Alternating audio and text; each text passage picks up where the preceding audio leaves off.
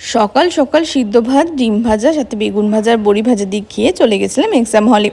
পরীক্ষা দিয়ে বেরিয়ে যেখানে সরস্বতী পুজোর ডেকোরেশনটা হয়েছে, মানে প্যান্ডেলটা সাজানো হয়েছে, ওই দিকটায় দেখতে গেছিলাম যে কেমন লাগছে। গিয়ে দেখি তো খুব সুন্দর করে সাজিয়েছে। আর এদিকে মায়ের মুখটা যেহেতু ঢাকা ছিল, তাই তোমাদের সাথে শেয়ার করতে পারলাম না। তারপরে এদিকে একটু রিয়ার সাথে করছিলাম বদমাইশি, আর ফেরার সময় দেখি ওরা খুব সুন্দর করে আলপনা দিচ্ছে।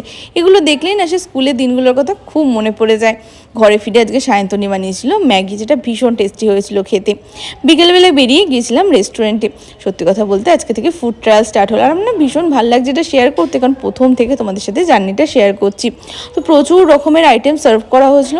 তোমরা কিন্তু কেউ প্লেটিংটার দিকে ফোকাস একদম করো না, কারণ হচ্ছে কি জাস্ট আজকে টেস্টের জন্যই সার্ভ করা হচ্ছিল, প্লেটিংটা পুরোপুরি ডিফারেন্ট হবে। তো আজকে অনেক রকমের আইটেম ট্রাই করেছি। মাছের ছিল, চিকেন ছিল, চিজ ছিল, কর্ন ছিল, মাশরুম ছিল।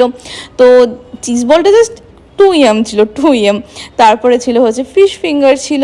তো সব কিছুই একটু একটু একটু করে ট্রাই করতে করতে লাস্টের দিকে আর মুখে টেস্টই পাচ্ছিলাম না। এই ড্রামস অফ হ্যাভেনটাও খুব ভালো ছিল, চিকেন ড্রামস্টিকটা অ্যাকচুয়ালি।